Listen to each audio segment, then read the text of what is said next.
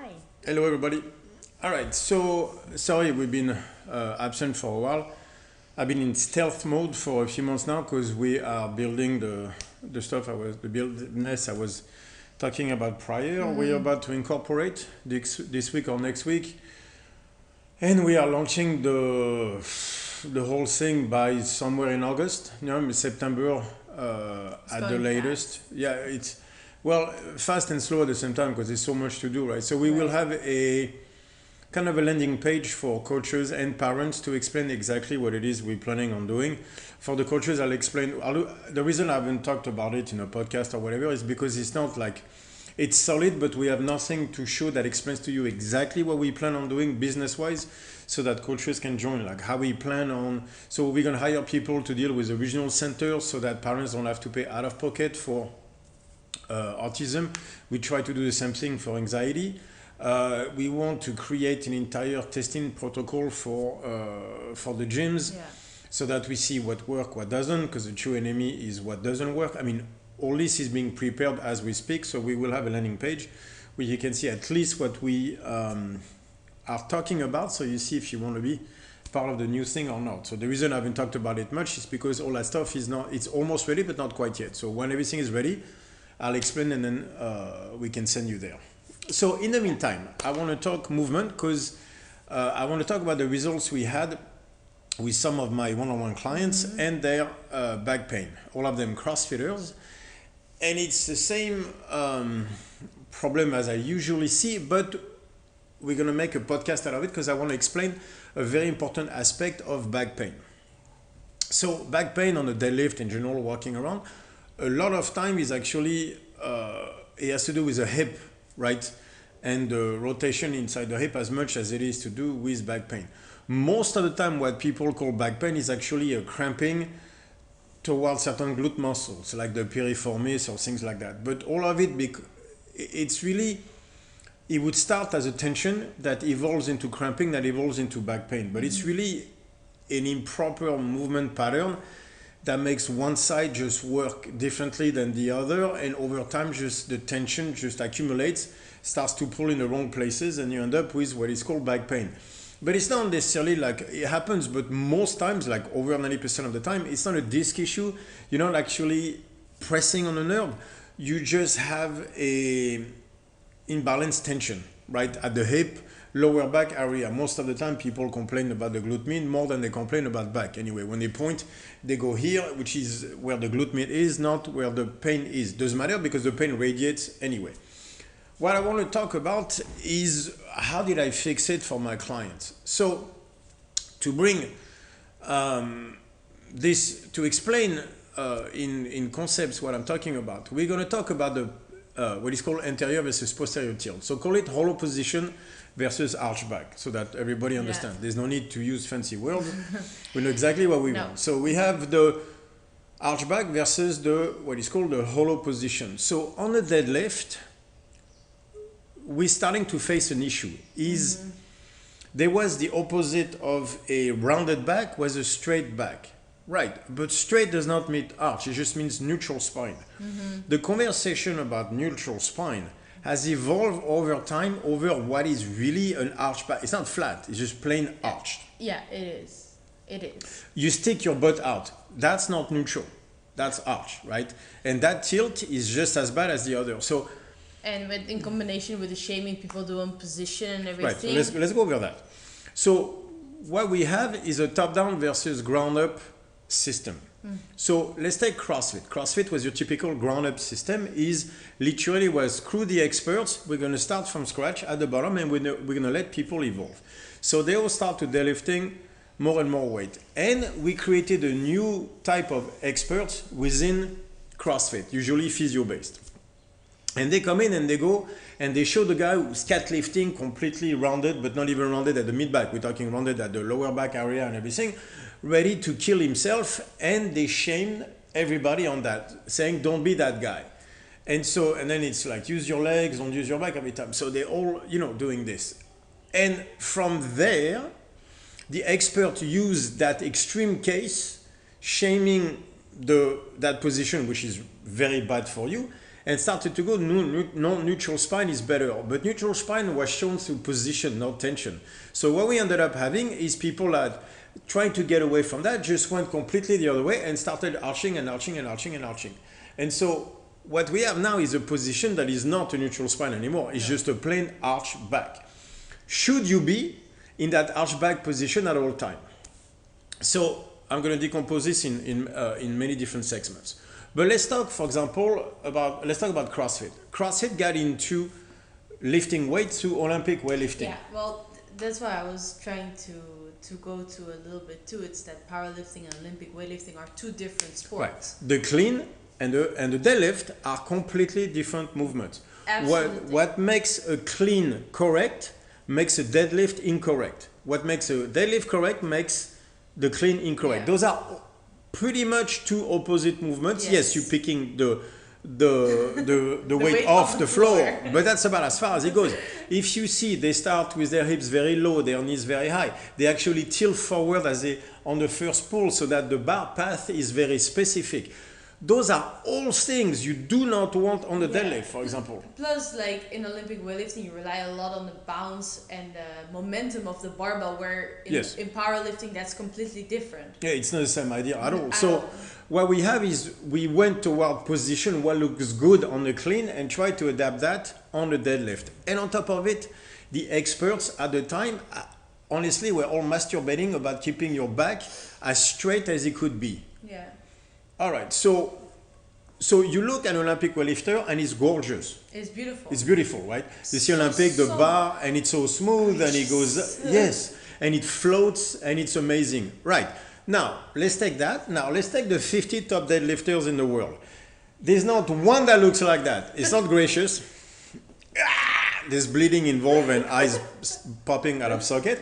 But the movement is not smooth, it's not light, it's a grind. It has nothing to do with the clean. Did you notice? It does not look anything close to it. You know why? Because it's not the same thing.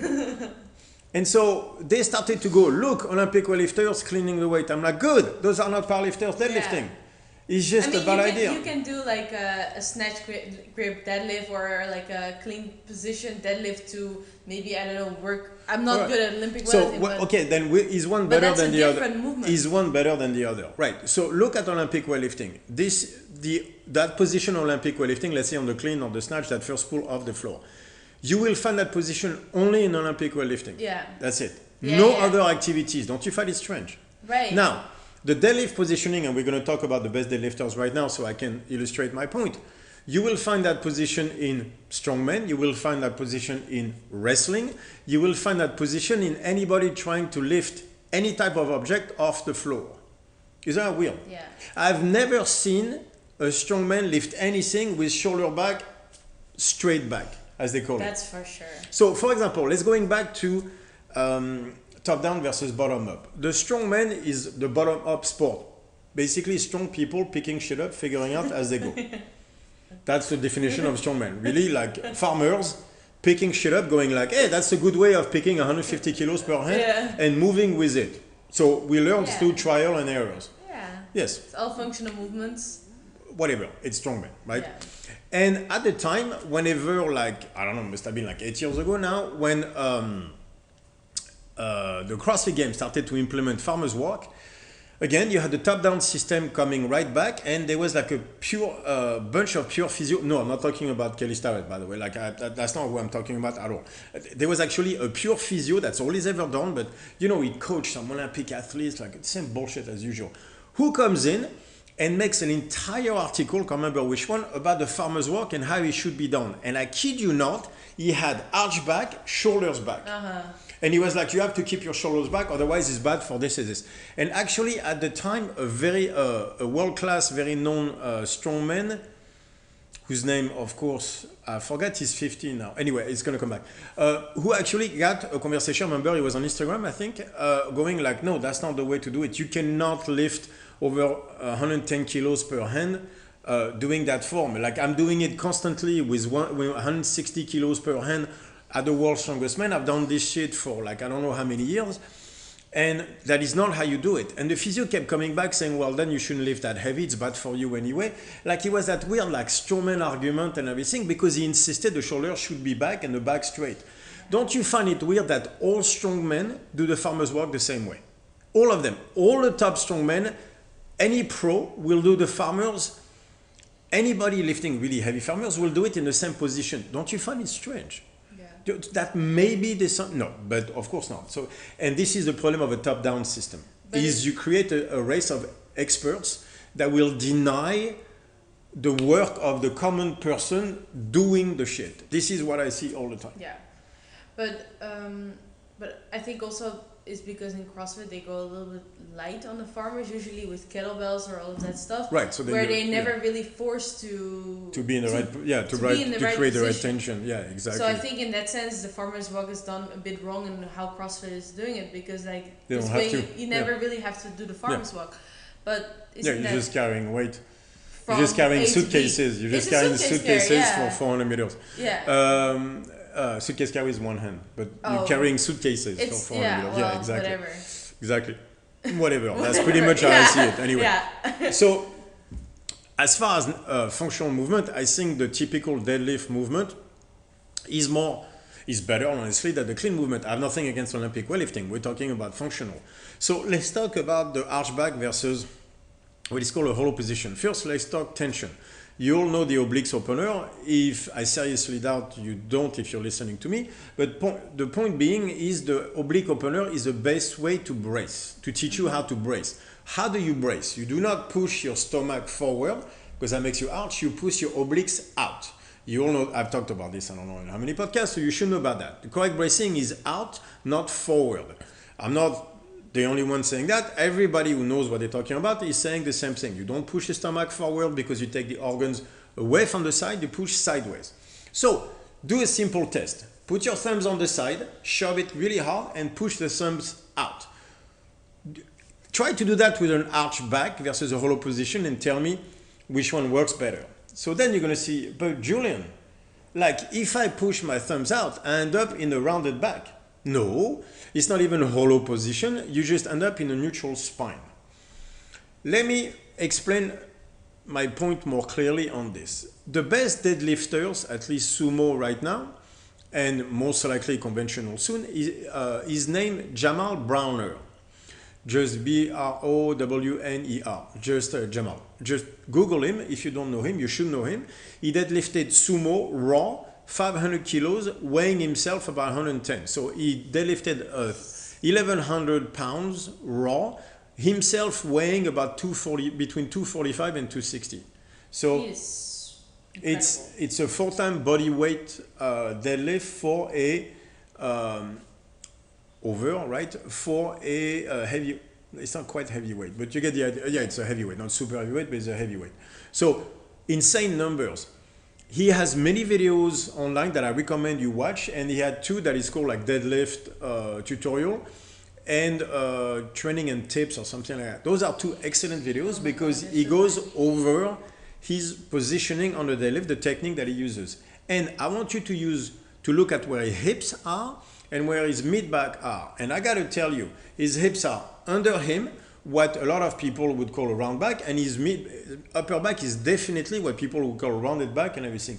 He's not. He's just in a farmer's walk type position.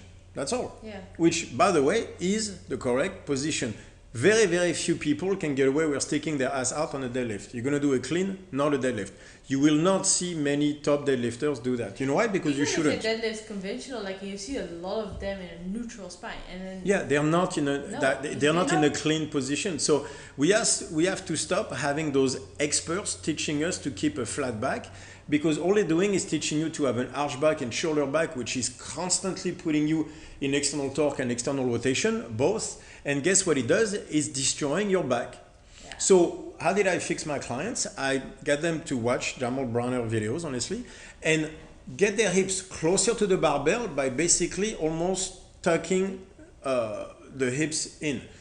It's not tucking the hips in as much as engaging the obliques correctly, but to them, it looked like they were tucking the hips in. But the reason they thought the hips were tucked in is because they've been sticking their butt out for so long. That now, me telling them to bring their hips in neutral feels like they're tucking their pelvis in. So anterior versus posterior tilt. You've been shamed away from the neutral spine into an arch back by people that don't understand lifting. The clean is not the deadlift. Yeah. And that's a top-down versus ground-up argument. And so go check Jamal Browner, look at his positioning. First of all, look how efficient his deadlift is, and then look at his positioning. And chances are you don't deadlift like that. This is how I've been fixing back pain. Worked on Janina, worked on all my clients. Oh my God, for me it changed everything. And by the way, it blows up your legs. Yeah. You know why? Because you don't use your hips to get out of the work anymore. You have to stay connected to your hammies, connected to your glutes. Yeah, and for me what was the biggest difference is that I find it a lot less draining on the system. Like for example, I can like lift heavy much more consistent because my body is not as freaked out as when I used to overarch. Like I'm naturally very arched, so it's for me a very natural position to be arched. But then when I started to brace correctly and get in that hollow position and a hollow position out of the sun, my sumo went up like crazy. Yeah. Like my conventional used to be much higher than my sumo. Now they're on the same, and I feel like I can actually go much heavier. Yeah, like on the next cycle, she'll get to a 400-pound sumo, and then from there we'll work on the 400-pound conventional, which she probably has already anyway. But the crazy part is the confidence I have because I'm not afraid of hurting my back. Right. It feels amazing. And your hips are in the right position. Yeah, and actually, because of the hamstring issues I actually had a tension of loading my back a lot instead of connecting correctly to the glutes and the hamstrings. Now, lifting heavy sumo is actually what keeps my hamstrings engaged and my back pain completely gone. Yeah. So it is. But we posted 2 Instagram videos of Jania deadlifting. Look at her hip positioning. It's not an arch back, that's for sure, but it's flat. Except to some people, it's going to look like she's tucking in the pelvis because she's just getting away from the arch back position. We've been deceived. Yeah, but it's shamed within you. Like it's crazy. Yes. But when you pick up a sandbag, by the way, right, you don't have a choice. No, but that's what I actually see a lot is people who have pain. Like with the sandbag because they're not squeezing correctly here, they're letting the sandbag get away and loading completely that. But you know why? It's because they're trying to.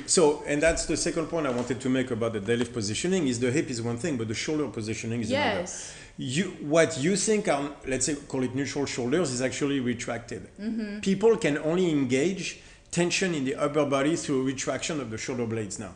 No, you should be able to protract. And when you do a deadlift, when you pick up a sandbag, you're supposed to have protracted shoulder blades. Yeah. Just like on a farmer's walk, you want your shoulders forward, not back. So actually, if you see Jamal Browner, yes, he's sumo, but his shoulders are forward. Like most of the top deadlifters, their shoulders are forward, not locked back into a retracted position. Retracting your shoulder blades on a deadlift is a massive mistake. Yeah. In my work on the clean, it's not the position. You can't do it on a sandbag, you can't do it on the farmer's walk, and you can't do it on a deadlift. You're supposed to be protracting, not retracting the shoulder blades. It's just, again, you've been, I don't want to say lied to, because it's not to say retracting the shoulder blades is bad. It just depends on which movement. Right. On a deadlift, though, you don't want to do that. But you do not want to retract your shoulders on a deadlift. But even if you do CrossFit and you do a lot of Olympic weightlifting, you still cannot only do that movement pattern because you're going to run into problems. Like you need to balance the other side. Otherwise, sooner or later... Imbalances are always a problem. And so, again, look at the position of top deadlifter. Take Jamal Browner, study the way he's doing it, and you're going to see that you are, like, most likely, if you have back pain, I bet you 80% to 90% of the time is because you're overarching on every position and you're just destroying your hips as much as anything else by just being in the wrong pattern. And from a feeling point of view, what I wanted to add is that when I started to have the right tension in my core, all of a sudden it became one movement. Like what I struggled with the deadlift is that I pulled it, then I pushed. I pulled it, like it was almost 2-3 movements and the lockout. But now it's like one movement. One movement, and it's an explosion up, almost like you're jumping, because all of this, like that's what he mentions also in the video, is that you have to press the floor away, and that makes a huge difference because all of a sudden you can put so much more oomph into the movement, and it becomes one movement. Yeah. So from a feeling perspective, I thought that was fascinating. If you have an arch back, so do that test. Grab a normal deadlift with your normal arch back and try to press your legs into the ground. You will see that your hammies will not be able to take it because it's going to make you arch more and more and more, and it's going to overstretch your hammies to the point that you have no strength off the floor. Whereas if you go the oblique opener route, like whatever they're going to call tucked in, try to leg press your legs into the ground, and you'll see right away your hips are going to come forward and toward the weight. Whereas if you have an arch back, you're just going to bury your back down, overstretch your hammies, and now you're at risk to actually hurting yourself. Yeah. You've been deceived into the arch back position. Same thing with the shoulder back. Stop pressing with shoulder blade retracted. Yeah. It's just not the way this works, because now you're doing it on the pull-ups too, by the way. Right. You're doing pull-ups with retracted shoulder, like teres major is protraction, not retraction. So you are putting everything toward the spine continuously. Retraction, arch back is tension toward the spine. It's a terrible idea. I'm sorry. Yeah. From there, I want to finish this because we are 20 minutes, but I want to finish this by talking about that top-down versus bottom-up conversation. Right. Because that's very important, and it's also very right now. Like a lot of the stuff that's happening in the world is. So we're gonna try to have our business from a bottom-up aspect. Yeah. So our clients are gonna be the parents, right? Parents of the kids, people with anxiety directly. So it's not going to be a line that goes doctor to kid. It's going to be a parent to coach access. So instead of top down, it's going to be across. So it's going to be a bottom up stuff. So the coaches will be our partners in business. The clients will be the parents, so that we can have a conversation basically that is horizontal instead of a vertical one of a top down system where the doctor is telling the kid which drug to take. And make no mistake, this is the biggest problem we see in the world today. You know what happened with top-down system? Disney. Yeah. So remember the podcast that I made about Obi-Wan, and some of you were like, oh, basically why do you care so much? Yeah. It's not about being woke. Guess what? They killed Star Wars, they killed Marvel, they killed Pixar, and they just killed Indiana Jones. Lucasfilm is down.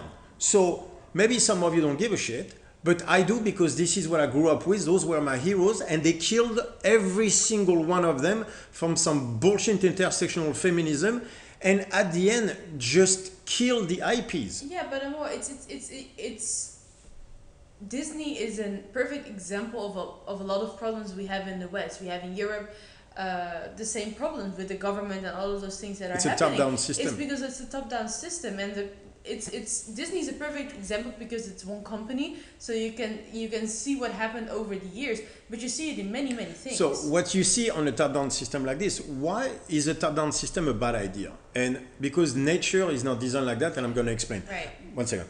But look at what Disney is doing. Disney put the decision making in the hand of Bob Iger, whatever, the CEO of Disney, and Kathleen Kennedy, that was the head of Lucasfilm, right? And the problem is they are so mistaken toward what the fan wanted or did not care about it. We're going to go into that subject, that they decided to do the movies they wanted, and when it didn't work, what do? They blame us, the fans. Whereas movies were always made for us, the fans, and then it benefits everybody. Tom Cruise comes to mind. His new Mission Impossible is going to do very well. It's the 7th movie in the franchise. Is going to do very well. You know why? Because he did it for the fans, and then the fans show up. Turns out if you keep insulting the fans, they don't go to see your movies. I know, surprising, right? But that's what you happen in a top-down system. So why is a top-down system always a bad idea? You will notice that there is no such thing as nature. All systems try to get more efficient, so it's normal to go toward what looks like a top-down structure, but nature always stops short. You know why? It never gives a top-down system full control, because for the simple reason that then you would be too exposed to parasites.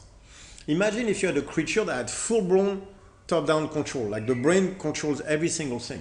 Any parasite would give control of the entire being to the parasite.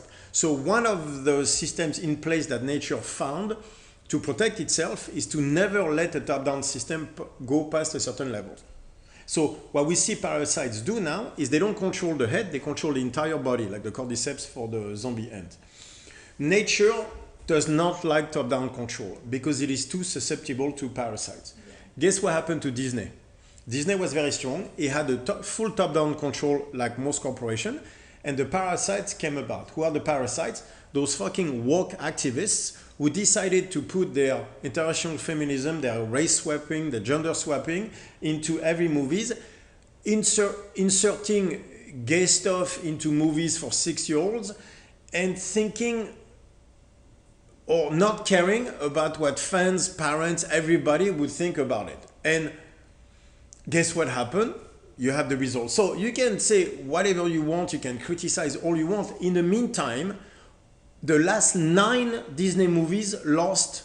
Right now we're at $1.2 billion over 9 movies, if I'm not mistaken, on the losses. Around that if you count Indiana Jones. Like, what else you want? Disney is dead, so is Pixar, so is Marvel, so is Indiana Jones. So who's wrong, who's right? And you can criticize me for saying that people do not like to have sexuality explained to their 7-year-olds by anybody else but themselves if they choose to do so. But it's true. Yeah, but cancel me, fuck it. Like Nick Merckx, the gamer, got in trouble for they say like you should leave children alone. Like the fact that we can't say that anymore is fucking nuts. But this is what you get in a top-down system that is infested by parasites. And do you know what a parasite does? It uses the host until it dies. Does that sound like Disney to you? Anyway, the reason it worries me is because I see that happening with CrossFit. Yeah. CrossFit is a quintessential ground-up model. Which was fantastic. So what did Greg Glassman do? He came in with a brand new system called CrossFit, and you guys remember the shitstorm at the time, and basically he said, screw all the experts, you're all wrong. No one is testing over time what fitness is outside of very specific modalities like running or lifting weights or whatever. But this is not fitness. Fitness should be a balance of everything. And you know what? I'm going to prove it. I'm going to create a system that does not follow any of the way you do it, which means we're going to do at first was random workout once in the next. Then it became like constantly varied, but at first it was random. And then I'm going to prove that I'm right. And then he put it on athletes who grew by the hundreds and the thousands every year, and it kept growing because the system was proving Greg Glassman right. He was making very fit human beings who looked better than anybody else on earth. They look ready for like stage. Right, they look better. They look like most of the girls look like fitness competitors, if not better. Yeah. So he proved that the system worked through basically a meritocracy. But also a ground up system instead of a top down one. It's like, no, you are no experts. We're just going to let the community show where this goes. Yeah. That's your typical constraints versus objective that I talk about all the time. A top down system is an objective based system, always. A constraint based system is a ground up. That was CrossFit, right? Functional movement, high intensity, constantly varied. Those are constraints. That's not an objective, that's a constraint, right? So ground up system are the ground up system. Ground up, not ground up. Anyway, that's my French accent. So you can't tell the difference between blame it on the French ground accent. Up and ground up. Ground up. Grown up. Yeah, anyway, you get the idea. I think everybody who listens used to it by now. Yeah, exactly. Right. So and sometimes you don't understand a word and you just carry on with the rest of the sentence. And people are like, yeah, it's fine. We believe you anyway. Yeah, You're exactly. French, whatever. Yeah, anyway. So the point was the ground up system is the correct one. A top down will always have his own set of issues. Yet a top down system is far more organized and efficient, but efficiency leads you to being very susceptible to parasites. And honestly, with CrossFit, I'm starting to see 2 issues. I'm starting to see a new class of experts in CrossFit that honestly don't know any better than anybody else, but they know how to say the fancy words the correct way. Because they're experts at CrossFit, but then we're getting away from exactly what we tried to build CrossFit on to start with. And even HQ is starting to be like, I know it's crazy that I'm going to say that, but I miss Greg Glassman and Dave Castro, I got to tell you. Well, Dave Castro is back now. But... Dave Castro is back, and I hope he's as big of an asshole as he used to be. Honestly, I wish... Do you know what I miss out of America is the right to be an asshole. Can America get that right back? Please. Well, yeah, it's... This was America's greatest quality, is you had the right to be an asshole. That gave you an arrogance, an energy, a fuck it attitude, a let's move forward. Yeah. That was unrivaled in the world. It was. Now, it was admired. You're going to turn as big as pussies as the Europeans. Don't be a pussy like us. Yes. Please like, don't honestly, be. like it's built in the American society that you have the right to be an asshole. Yeah. Please keep that. because otherwise you're in trouble. Otherwise you're going to end up in a top-down system. And that's what I see with CrossFit, like HQ starting to move a certain way, like before him, Eric Rosa were trying to go with genetic testing about training and how those are all top-down system. If we go toward that, we will die in the functional fitness. Without CrossFit, we will die. Chris Hemsworth sold his fitness app for $12 million. We are going back to the celebrity system. Like, you know who we buy programs from right now? Matt Frazier, Rich Froning, like the people that look a certain way or were CrossFit Games athletes or whatever. Do you really think Rich Froning's workout is the correct way for you to train? Chances are it's not. I got news for you. Like, and it's not to diss on them, but it's just because they won the CrossFit Game does not make them good coaches.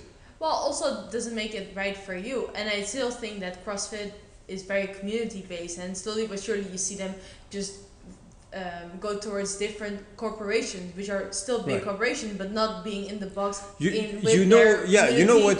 out their exactly. workouts. You know what the best place for you to train is? Your local box, where you have people you know, and most importantly, who know you. You know who's the person who's the best at programming for you? The one who knows you.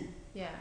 Like, go get programming from where you're trained, or at least but everybody jumping on the bandwagon of the big names. I'm like, so what? Yeah, but this is... It's a top-down system. It's dangerous. And again, the parasites are gonna come. You know what the parasites are? People who do things for money. Well... And they're gonna get into CrossFit hardcore right now.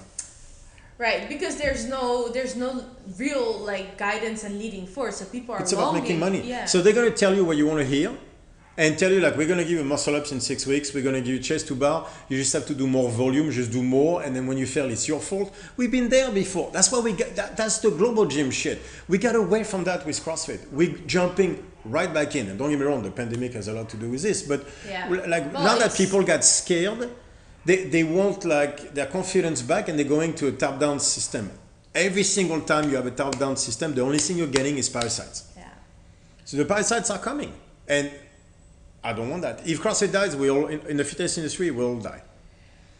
You want to go back to global gyms?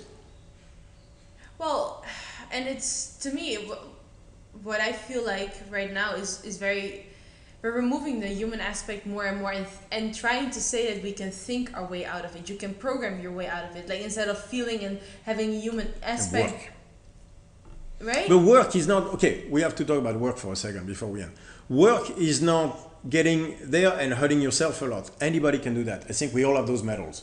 I think we all done it, right? We're all capable of hurting ourselves, right? We can all overwork, not recover enough. We all like to train hard. That's why we do this shit, right? All of us have something wrong with us that makes us train way too hard, way too much, right?